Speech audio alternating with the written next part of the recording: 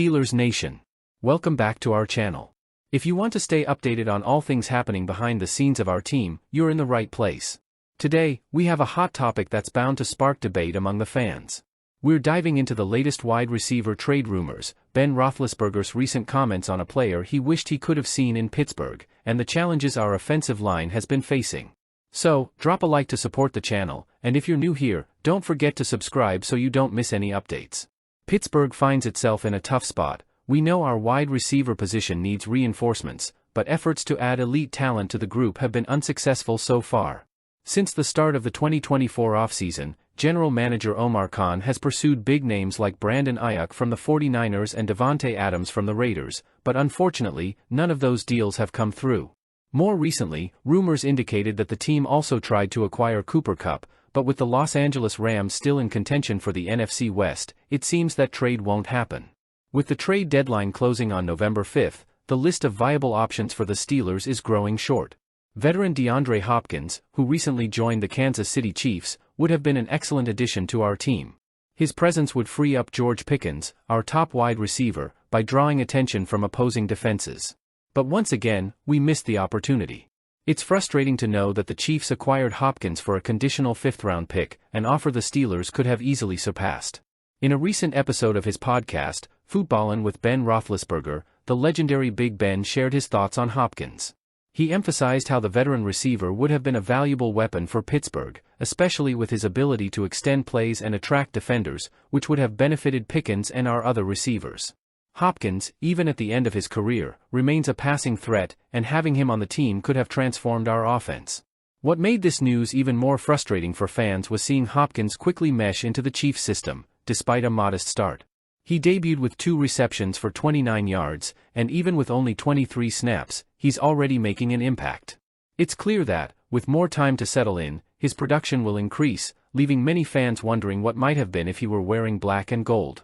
Now, let's talk about another significant challenge our team is facing, the offensive line. When the season began, there was a lot of hope that our line would perform better in 2024, but those expectations haven't materialized. Injuries have been a major problem, affecting the line's consistency and effectiveness. One player facing the most difficulties is tackle Broderick Jones. Chosen in the first round of the 2023 draft, Jones was seen as a promising talent, but so far, his second season has been marked by inconsistencies and penalties that have hurt the team. To date, Jones holds a grade of just 46.6 on Pro Football Focus, ranking him 108th among 122 graded tackles, a concerning position for a high draft pick. Coach Mike Tomlin has been careful when commenting on Jones's performance but hasn't hidden his concerns. During a post-game conference against the New York Jets, Tomlin acknowledged that the young tackle is still learning, but his inconsistency has hindered the entire line's performance. The lack of effective blocking and penalties has prevented the offense from finding a rhythm. Jones's struggles became even more apparent during the game against the Denver Broncos. Amid a series of errors, including 3 flags that stalled the offense, the coaching staff decided to bench him for a period. These penalties don't just take points off the board but also hurt the team's morale and disrupt the offense's flow. In another game against the New York Giants, Jones committed a face mask penalty that negated a touchdown by Pickens, a mistake that clearly affected the offense and frustrated fans. To make matters worse, Jones has been playing with an arm injury, which may be contributing to his struggles. Even so, the team is in a delicate position, as injuries to other offensive line players are forcing Jones to stay on the field. Despite the challenges, not everything is negative. The arrival of quarterback Russell Wilson has positively impacted the receiving group. George Pickens remains a rising star, while Calvin Austin III and Van Jefferson are showing progress when catching passes from Wilson. The passing offense has improved, but the lack of depth at wide receiver remains a concern. As the trade deadline approaches, many fans are asking if GM Omar Khan can pull off a deal before it closes. Although the market is narrowing, Khan has already proven his ability to surprise, and fans are hopeful he can still bring in new talent. With the trade window closing, the big question is, will Omar Khan be able to bring a new wide receiver to the team, or will the Steelers rely on the current group's growth? If Roethlisberger had his say, it seems Hopkins would have been the ideal choice. But now, with time running out and limited options, the pressure is on the team to show that the current roster can compete at a high level. After being traded to the Panthers earlier this year, Johnson was seen as a key player in Carolina's roster. However, with the Panthers sitting at a disappointing 1-7 record and their playoff hopes all but gone, they decided it was time to focus on the future. Johnson was dealt to the Ravens along with a 2025 sixth-round pick, in exchange for a 2025 fifth-rounder. It's a move that adds fuel to the Steelers-Ravens rivalry, especially considering how Johnson's talent could bolster Baltimore's offense. And with Lamar Jackson at the helm, Johnson is joining forces with players like Derrick Henry and Zay Flowers as the Ravens set their sights on making another postseason push. Johnson's numbers this season prove he's still got it.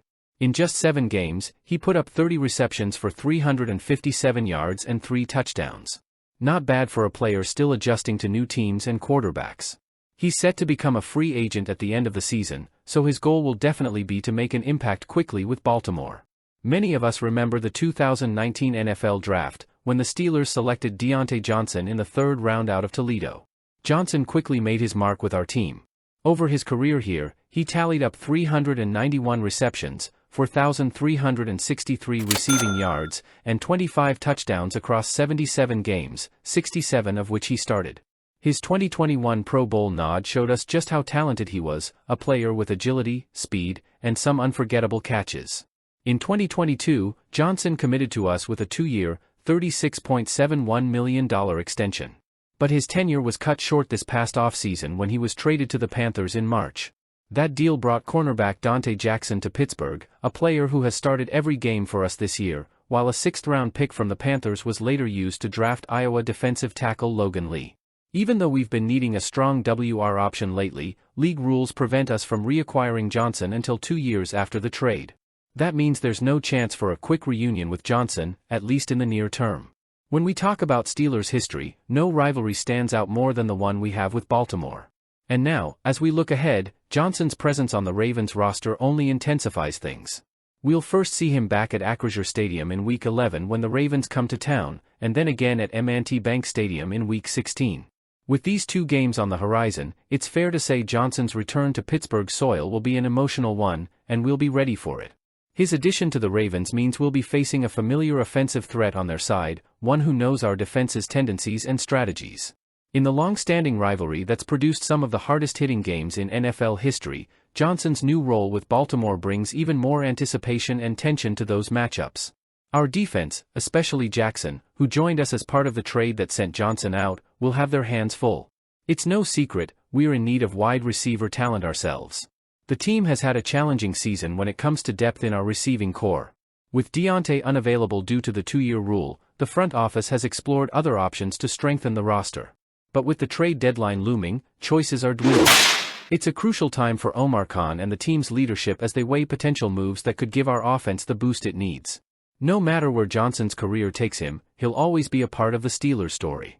From highlight reel plays to his contributions during a rebuilding period, he made a mark here that fans won't soon forget. He's a perfect example of a player who worked his way up and delivered when it mattered. While it's hard to see him in Ravens gear, he left us with memories that remind us of why we cheer so passionately. Now, I want to hear from you, fans. Do you think the Steelers should go all in to acquire a new wide receiver, or should they trust the current group and focus on strengthening other areas, like the offensive line? Drop your thoughts in the comments below. We want to hear from everyone. Don't forget to leave a like to support the channel, and of course, subscribe for more exclusive content about the Pittsburgh Steelers. We're with you every step of the way. Until next time, Steelers Nation, and as always, here we go, Steelers.